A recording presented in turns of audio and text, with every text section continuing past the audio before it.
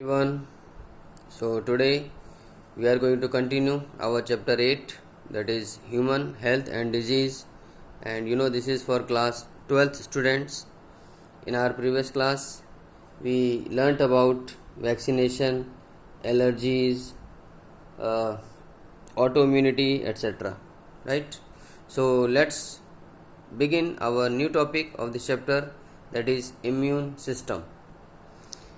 The components of the human immune system are lymphoid organs, lymphoid tissues, lymphoid cells, and soluble molecules, that is antibodies. Means the components of our human immune system are lymphoid organs. और हमारे human beings के immune system के जो parts हैं, जो components हैं, उनमें शामिल है लिम्फॉइड ऑर्गन्स, साथ ही साथ लिम्फॉइड टिश्यूज, लिम्फॉइड सेल्स और सॉल्युबल मॉलिक्यूल्स जैसे कि एंटीबॉडीज. तो अपने लिम्फेटिक सिस्टम के बारे में पढ़ा है क्लास 10th में.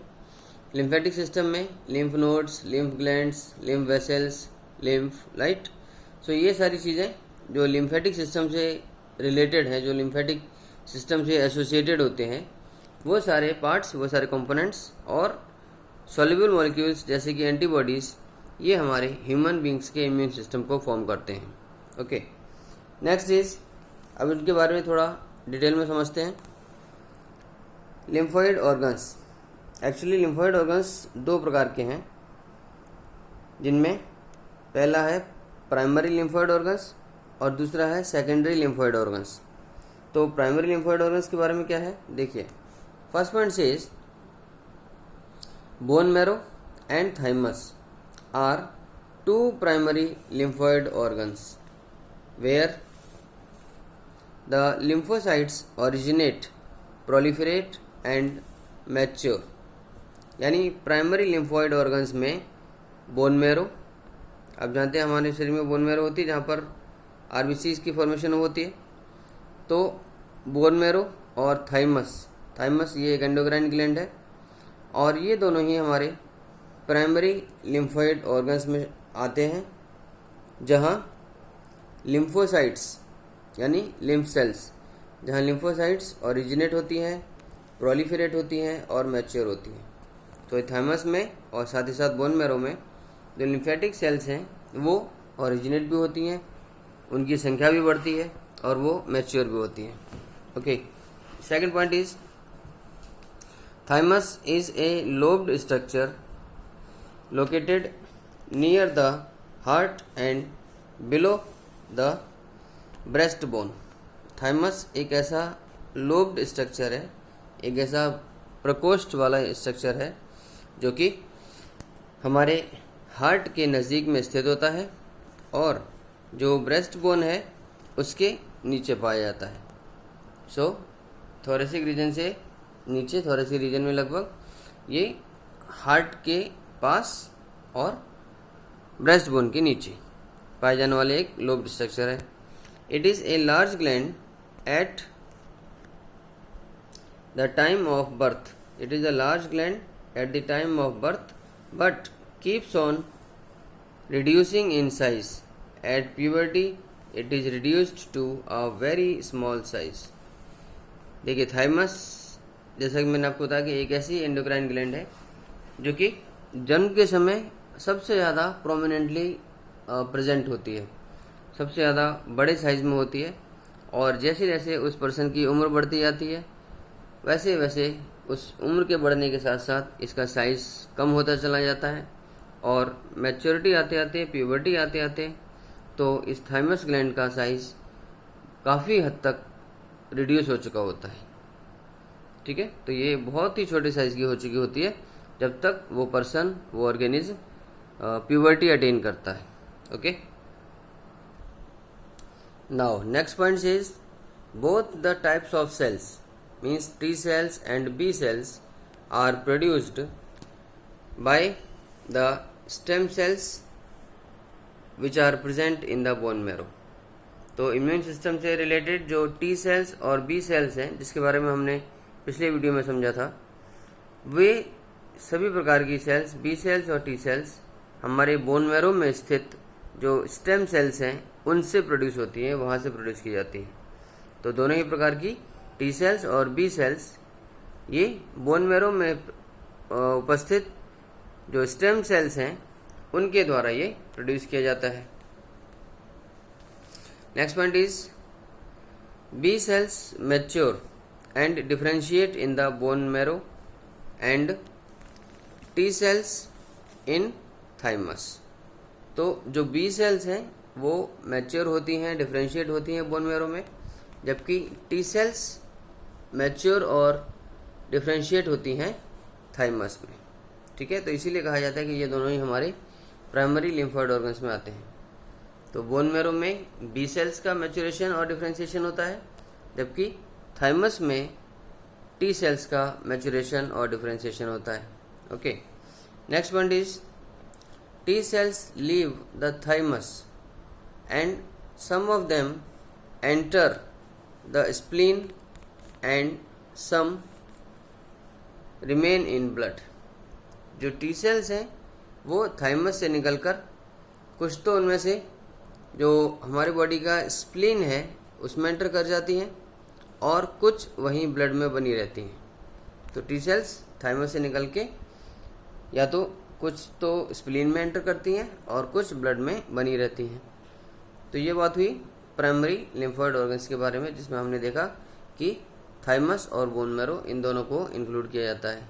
Okay, next point is second type of lymphoid organs means secondary lymphoid organs. देखिए, these are the sites where lymphocytes interact with antigens to form effector cells. ये वो साइट्स हैं, ये वो जगह होती हैं हमारी बॉडी में जहाँ पर लिम्फोसाइट्स एंटीजन से इंटरेक्ट करती हैं। Antigen means intruder, means foreign body. Okay, तो ये जो लिम्फोसाइट्स हैं यहाँ एंटीजेंस के साथ इनका इंटरेक्शन होता है और इससे कि इफेक्टर सेल्स बनती हैं। तो सेकेंडरी लिम्फोइड ऑर्गन्स में लिम्फोसाइट्स इंटरेक्ट करती हैं एंटीजेंस के साथ जो कि फॉरेन बॉडीज होते हैं, और ये फिर इसके इंटरेक्शन से इफेक्टर सेल्स की फॉर्मेशन होती है। फिर उसके बाद अब इसमें कौन कौन से ऑर्गन शामिल हैं? They include spleen, tonsils and pairs patches. Okay, तो ये इसमें स्प्लीन शामिल है, जो टॉन्सिल्स हैं जो हमारे थ्रोट रीजन में है, और पेयर्स पैचेस, ये तीनों चीज़ें इसमें इंक्लूड की जाती हैं सेकेंडरी लिम्फोइड ऑर्गन्स में। राइट, अब spleen is a large bean shaped organ. Spleen एक बड़ा सा बीन के जैसा, सेम के राजमा के बीज के जैसा एक बड़ा सा ऑर्गन है। Contains T cells and phagocytes like macrophages. Spleen जो कि एक बड़ा बीन शेप्ड स्ट्रक्चर है, बीन शेप्ड ऑर्गन है, इसमें टी सेल्स पाई जाती हैं और फेगोसाइट्स पाई जाती हैं जैसे कि मैक्रोफेजेस। तो मैक्रोफेजेस जैसी फेगोसाइट्स और टी सेल्स का जो प्रेजेंस है वो पाया जाता है स्प्लीन के अंदर। आगे, इट फिल्टर्स द ब्लड, ये ब्लड को फिल्टर करती है, and traps micro organisms found in the blood, और ब्लड के अंदर जो माइक्रोब्स प्रेजेंट होते हैं, जो इंट्रूड कर चुके होते हैं, जो इन्वेडर होते हैं, उनको ये फिल्टर करती है और ट्रैप कर लेती है। एंड फेगोसाइट देम, और फिर उनको खा जाते हैं, यानी उनको मार के खा के ख़त्म कर देते हैं, साफ कर देते हैं। तो इस तरीके से स्प्लीन के अंदर ब्लड की फिल्टरिंग होती है, और इस फिल्टरिंग के दौरान जो माइक्रोब्स, जो माइक्रो ऑर्गेनिम्स प्रेजेंट होते हैं ब्लड के अंदर, वहाँ ये इनको ट्रैप करती है स्प्लीन, और इनको वहीं की वहीं खा के ख़त्म कर देती है। Then spleen also contains large amount of erythrocytes, और स्प्लीन में एक बहुत बड़ी मात्रा में, बहुत बड़ी संख्या में एरिथ्रोसाइट्स भी पाई जाती हैं। और आप जानते हैं एरिथ्रोसाइट्स यानी रेड ब्लड कॉर्पस्कल्स, आरबीसीज। ठीक है, तो आरबीसीज का ही दूसरा नाम एरिथ्रोसाइट्स है, राइट। चलिए अब आते हैं अपने नेक्स्ट टॉपिक पे, जिसका नाम है लिम्फ नोड्स। अब हम लिम्फेटिक सिस्टम का एक छोटा सा आइडिया लेंगे। लिम्फ नोड्स यानी लिम्फ ग्लैंड्स, राइट। देखिए इसमें 2 पॉइंट्स हैं main. Lymphatic nodes are part of the lymphatic system and are solid structures located in the various parts throughout the body। तो लिम्फेटिक नोड्स क्या है? ये हमारे लिम्फेटिक सिस्टम के पार्ट होते हैं और सॉलिड स्ट्रक्चर हैं जो कि बॉडी में कई अलग अलग हिस्सों में पाए जाते हैं। Okay, so lymph nodes are actually the parts of lymphatic system and they are solid structures which are found located in various parts throughout the body। पूरी बॉडी के अंदर कई जगह अलग अलग हिस्सों में ये लिम्फेटिक नोड्स नामक सॉलिड स्ट्रक्चर्स पाए जाते हैं। Okay, second point says micro organisms and other antigens present. Micro organisms and other antigens present in lymph and tissue fluid are trapped inside these lymph nodes where lymphocytes are stimulated to bring about the immune response। तो जो micro organisms हैं और उसके अलावा जो दूसरे antigens हैं यानी दूसरी जो फॉरेन बॉडीज़ हैं, जो इन्वेडर्स हैं ना, इंट्रूडर्स हैं, ये जो कि प्रेजेंट में जो कि लिम्फ में प्रेजेंट होते हैं और टिश्यू फ्लूइड में प्रेजेंट होते हैं, इन सबको ट्रैप कर लिया जाता है इनसाइड दीज लिम्फ नोड्स। तो इन्हीं लिम्फ नोड्स के अंदर जो भी माइक्रो ऑर्गेनिम्स जो भी एंटीजेंस लिम्फ में या टिश्यू फ्लूइड में प्रेजेंट होते हैं, उनको लिम्फ नोड्स में ही ट्रैप कर लिया जाता है। Where lymphocytes are stimulated to bring about the immune response. और उन एंटीजेंस को, उन माइक्रो ऑर्गेनिम्स को जब लिम्फ नोड्स में अरेस्ट कर लिया जाता है, ट्रैप कर लिया जाता है, तो वहाँ पर जो लिम्फोसाइट्स होते हैं वो इम्यून रिस्पॉन्स देने के लिए स्टिमुलेटेड कर दिए जाते हैं। ओके, तो लिम्फोसाइट्स की हेल्प से फिर इन एंटीजेंस को और इन माइक्रो ऑर्गेनिम्स को एनगल्फ कर लिया जाता है, खा के ख़त्म कर दिया जाता है, और हमारी बॉडी का जो इम्यून रिस्पॉन्स है वो स्टिमुलेट हो जाता है। ओके गाइस, इसमें अब एक और लास्ट पॉइंट आता है जिसमें कि हमने एक तो लिम्फोइड ऑर्गन्स देखे, इम्यून रिस्पॉन्स के अंदर, इम्यून सिस्टम के अंदर लिम्फोइड ऑर्गन्स, उसमें 2 पार्ट्स थे, प्राइमरी लिम्फोइड ऑर्गन्स और सेकेंडरी लिम्फोइड ऑर्गन्स। और सेकंड पॉइंट था लिम्फ नोड्स के बारे में। अब एक थर्ड लास्ट पॉइंट है जो इम्यून सिस्टम में इंक्लूडेड हैं, digestive, respiratory and urinogenital system also contains the lymphoid tissue which forms the mucosal associated tissue, जिसको हम माल्ट भी कहते हैं शॉर्ट में, mucosal associated lymphoid tissue MALT। This tissue is located in the mucosal lining of the organs. तो जो हमारी body का डाइजेस्टिव सिस्टम है, रेस्पिरेटरी सिस्टम है और यूरिनोजेनिटल सिस्टम है, ये सब भी लिम्फोइड टिश्यू को कंटेन करते हैं, जो म्यूकोसल एसोसिएटेड लिम्फोइड टिश्यू को फॉर्म करता है।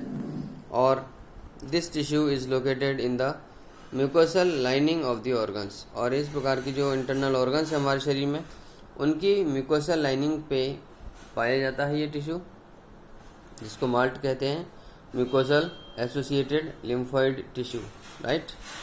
तो गाइज ये सारी चीज़ें हमारी इम्यून सिस्टम को फॉर्म करती हैं, ह्यूमन बींग्स के इम्यून सिस्टम को फॉर्म करती हैं। अब आते हैं अपने अगले टॉपिक एड्स पर। जैसा कि आप जानते हैं कि एड्स की फुल फॉर्म है acquired immune deficiency syndrome. Okay, So AIDS stands for acquired immune deficiency syndrome. Point second is, it is the deficiency of immune system acquired in one's lifetime and is indicative of the fact that it is not a congenital disease. तो ये जो एक बीमारी है ads, ये actually immune system की गिरावट, immune system की कमज़ोरी की, उसकी कमी की वजह से है, और जिसको कि कोई भी व्यक्ति अपने लाइफ टाइम में, अपने जीवन काल में इसको एक्वायर करता है एक्सटर्नली। तो इससे ये पता चलता है कि ये जो एड्स है, ये जो बीमारी है, ये कंजेनिटल डिजीज़ नहीं है। Okay, next, it is known as a syndrome because it shows a group of symptoms. अब इसको कोई एक बीमारी नहीं बोलते, इसको डिजीज़ नहीं कहते, सिंड्रोम बोलते हैं। Syndrome means where a group of symptoms occur, यानी जहाँ पर कई सारे प्रकार के लक्षण, कई सारे प्रकार की जो बीमारियां हैं वो शरीर में एक साथ लगती हैं, वो शरीर में एक साथ डिसऑर्डर्स जनरेट होते हैं कई प्रकार के। तो इस प्रकार की जो असुविधा है, जो इनकन्वीनियंस है, उसको डिजीज न कह के सिंड्रोम कहा जाता है। So it shows a group of symptoms, means here many types of diseases or we can say infections are found in the patient's body. The causative organism is a virus. अब इस ads के लिए जो virus responsible है, जो micro organism responsible है, वो है वायरस, और उस वायरस का नाम है ह्यूमन इम्यूनो डेफिशिएंसी वायरस, यानी HIV। ओके, सो इस एड्स की भी जो सिंड्रोम है, जो बीमारी है, इसका पॉजिटिव ऑर्गेनिज्म एक वायरस है जिसका नाम है HIV, यानी human immuno deficiency virus. Right, चलिए अब इस HIV के बारे में थोड़ा और जानते हैं। HIV is a retrovirus which has a protein coat on envelope surrounding an RNA genome, यानी HIV एक ऐसा रेट्रोवायरस है जिसमें एक प्रोटीन कोट पाया जाता है, एक प्रोटीन की कवरिंग या एनवेलप पाया जाता है, प्रोटीन का बना हुआ, जो कि उसके RNA के जीनोम के चारों तरफ पाया जाता है, प्रेजेंट होता है। चलिए अब बात करते हैं ट्रांसमिशन ऑफ HIV की। It is transmitted. अब देखिए HIV का जो ट्रांसमिशन है या जो एड्स की स्प्रेडिंग है, वो 4 मेन कारणों से फैलती है। First is through sexual contact with infected person. किसी भी ऐसे व्यक्ति को जिसको एड्स हुआ है, उसके साथ किसी भी प्रकार का सेक्सुअल कॉन्टैक्ट बनाने से HIV की ट्रांसमिशन होती है। Second, by transfusion of contaminated blood. अगर किसी पेशेंट को ब्लड ट्रांसफ्यूजन किया गया है, खून चढ़ाया गया है, तो उस ब्लड की अगर जांच नहीं की हुई, अगर ब्लड इन्फेक्टेड है, तो कॉन्टेमिनेटेड या इन्फेक्टेड ब्लड को अगर किसी और पेशेंट में, किसी और पर्सन में अगर इंट्रोड्यूस कर दिया जाता है, तो इसके कारण से भी एड्स फैलता है।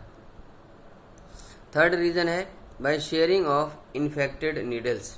और जिस नीडल से उस पेशेंट को, एड्स के पेशेंट को अगर इंजेक्शन लगाया गया है, और उसी नीडल से अगर किसी और पर्सन में इंजेक्शन लगा दिया जाता है, तो एड्स के जो ट्रांसमिशन है वो उस पर्सन में भी स्टार्ट हो जाती है।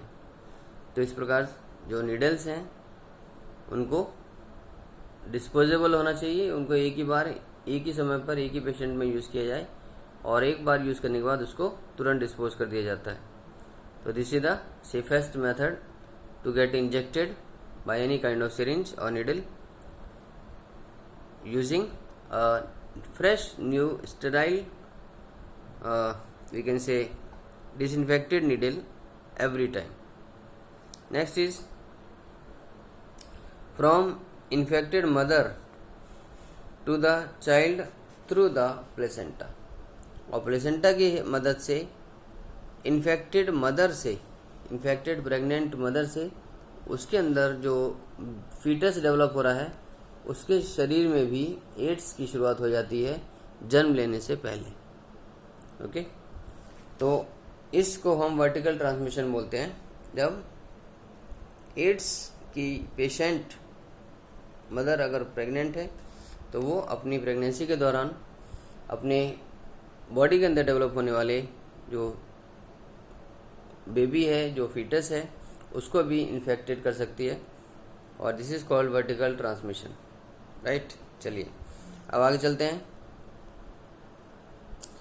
The time lag between the infection and appearance of symptoms may very.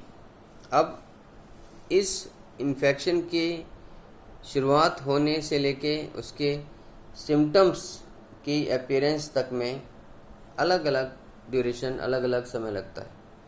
यानी the time lag between the infection and appearance of symptoms. तो इस एड्स की शुरुआत होने में, या हम कह सकते हैं कि HIV की इन्फेक्शन होने से लेके और उसके सिम्टम्स की अपीयरेंस होने तक का जो समय है, ये अलग अलग पेशेंट्स में, अलग अलग पर्सन्स में अलग अलग तरीके से होता है। ये बहुत वेरिएबल है। It is from few months to many years, 5 to 10 years. देखिए, कुछ महीनों से लेके और 5 से 10 साल तक का समय लग जाता है कि उस पर्सन में आज से 5 साल पहले या 10 साल पहले HIV का इन्फेक्शन हुआ होगा और उसके बाद 5 साल या 10 साल बाद उसमें फिर वो लक्षण नजर आ देते हैं। Okay, next is life cycle of HIV। अब HIV की लाइफ साइकिल क्या है? The virus enters the body of the person and then attacks the macrophages where it releases its RNA। अब ये जो एड्स का जो HIV वायरस है, ये जब किसी पर्सन के शरीर में, उसकी बॉडी में एंटर करता है तो ये सबसे पहले जाके जो मैक्रोफेजेस हैं, जो हमारे इम्यून रिस्पॉन्स, इम्यून सिस्टम की स्ट्रेंथ के लिए ज़रूरी है, उन पर जाकर ये अटैक करता है और जहाँ पर उनके अटैक करने के साथ ये अपना RNA रिलीज कर देता है। The viral RNA replicates to form the DNA with the help of the enzyme reverse transcriptase। और उस ह्यूमन बॉडी के अंदर इसके RNA से रेप्लिकेशन के द्वारा DNA की फॉर्मेशन होती है और जिसमें एक एंजाइम पार्टिसिपेट करता है जिसका नाम है रिवर्स ट्रांसक्रिप्टेज। तो रिवर्स ट्रांसक्रिप्टेज नामक एंजाइम की हेल्प से ये HIV का जो RNA है, ये DNA में रेप्लिकेट हो जाता है। राइट, अब उसके बाद the viral DNA then enters. अब ये जो वायरस का DNA बना है, ये फिर एंटर करता है into the nucleus of the macrophages, macrophages के न्यूक्लियस के अंदर, और gets incorporated into the DNA and directs it to produce more virus particles. और ये वायरस अपना रिवर्स ट्रांसक्रिप्टेज की हेल्प से RNA से DNA फॉर्म करने के बाद ये DNA, वायरस का DNA मैक्रोफेजेस के न्यूक्लियस में एंटर कर जाता है और मैक्रोफेजेस के न्यूक्लियस में एंटर करने के बाद ये DNA के साथ इनकॉर्पोरेट हो जाता है, जो कि बॉडी ह्यूमन बीइंग की बॉडी का जो DNA है, मैक्रोफेजेस का DNA है, उसके साथ ये इसका DNA, वायरस का DNA इनकॉर्पोरेट हो जाता है और direct it to produce more virus particles. और फिर उसको निर्देश देता है, उसको आदेश देता है कि और भी ज़्यादा वायरस के DNA प्रोड्यूस किए जाएं। Okay, so simultaneously the HIV genome also enters the helper T lymphocytes and replicates. और इसके साथ साथ न केवल वायरस का DNA ही, बल्कि जो उसका HIV का जीनोम है, वो HIV जीनोम भी साथ साथ जो हेल्पर T सेल्स हैं, T लिम्फोसाइट्स हैं, उनके अंदर ही एंटर कर जाता है HIV जीनोम और वहाँ पर इसका रेप्लिकेशन स्टार्ट हो जाता है। So loss of helper T lymphocytes causes low immunity and the person suffers from various infections. और जब उस पर्सन में, उस पेशेंट में हेल्पर टी लिम्फोसाइट्स की कमी होने लगती है, उनका अभाव होने लगता है, उसकी वजह से उस पेशेंट की जो इम्यूनिटी है वो काफ़ी डाउन हो जाती है, इम्यूनिटी पुअर होने लगती है, और इसकी वजह से उसके अंदर कई प्रकार के इन्फेक्शंस शुरू हो जाते हैं, right. So next is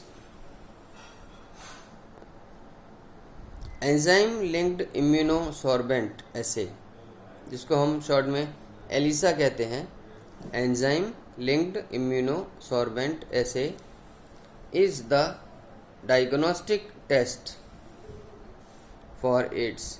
ads की डायग्नोसिस के लिए जो टेस्ट किया जाता है उसका नाम है एलिसा, एंजाइम लिंक्ड इम्यूनोसॉर्बेंट एसे। तो ये एड्स की डायग्नोसिस के लिए किया जाने वाला टेस्ट है एलिसा। अब बात करते हैं इसकी प्रिवेंशन की, कि एड्स को किस प्रकार से प्रिवेंट किया जा सकता है। देखिए, इसमें वैसे तो आप जानते हैं कि एड्स की कोई मेडिसिन नहीं है, एड्स का कोई ट्रीटमेंट नहीं है, it is still incurable, okay. But अब प्रिवेंशन इसका किस किस तरीके से हो सकता है, let's see. National AIDS control organisation means NACO, national AIDS control organisation that is NACO, and non governmental agencies NGOs and non-governmental agencies NGOs are trying to educate people about prevention and spread of AIDS। तो जो national AIDS control organisation है नेको, और कई प्रकार की जो NGOs हैं, जो नॉन गवर्नमेंटल एजेंसीज हैं या ऑर्गेनाइजेशंस हैं, ये सब कोशिश कर रहे हैं, लगातार प्रयास करते चले जा रहे हैं लोगों को एड्स के फैलने से और एड्स के रोकथाम के बारे में जानकारी देने के लिए, उनको इस बारे में शिक्षित करने के लिए। चलिए अब इस एड्स के कुछ और प्रिवेंटिव मेजर्स के बारे में जानकारी लेते हैं। First is making blood in blood banks free from HIV। Blood banks में जो ब्लड डिपॉजिट करते हैं, जो ब्लड डोनेट किया जाता है, उस ब्लड को भी पूरी तरीके से HIV फ्री बनाने के लिए। Second, ensuring use of disposable syringes and needles in all government and private hospitals and clinics। और जितने भी गवर्नमेंट और प्राइवेट हॉस्पिटल्स और क्लिनिक्स हैं, उन सभी में हर बार, हर समय, हमेशा डिस्पोजेबल सिरिंजेस और नीडल्स का ही इस्तेमाल किया जाए, इसकी इंश्योरिंग करना, right. Next is using condoms। You know, condom is a barrier, is a device which prevents the mixing of semen to the female gamete, that is ovum, okay. So use of condom is also very effective in order to prevent AIDS। Next is controlling drug abuse। तो जिस प्रकार की भी नशाखोरी है, जो drugs लेते हैं, जो नार्कोटिक्स लेते हैं, उस प्रकार की चीज़ों को, उनकी प्रैक्टिसेस को भी पूरी तरीके से नियंत्रित करना। Next is advocating safe sex, और अनसेफ सेक्सुअल कॉन्टैक्ट्स को भी काफ़ी हद तक कंट्रोल किया जाए, ताकि इस प्रकार के पेशेंट्स, इस प्रकार का जो ट्रांसमिशन है वो हमें देखने को हमारी सोसाइटी में ना मिले। So always advocating for safe sex and avoiding unsafe sexual contact, okay. Next is promoting regular checkups for HIV in susceptible population। तो जो भी लोग, जो भी जनसंख्या संदेहात्मक है, ससेप्टिबल है, जिनमें शक है, ऐसे लोगों को, ऐसी पॉपुलेशन को रेगुलर चेकअप के लिए प्रमोट करा जाना चाहिए। HIV के रेगुलर चेकअप के लिए ऐसी पॉपुलेशन को, ऐसे लोगों को, ऐसे ग्रुप को जिनके ऊपर शक है, संदेहात्मक है, उनको रेगुलर चेकअप्स फॉर HIV के लिए प्रमोट किया जाए। So guys, this is all about our today's topic. In our next class we will learn about the remaining topics of this chapter, that is cancer, etc.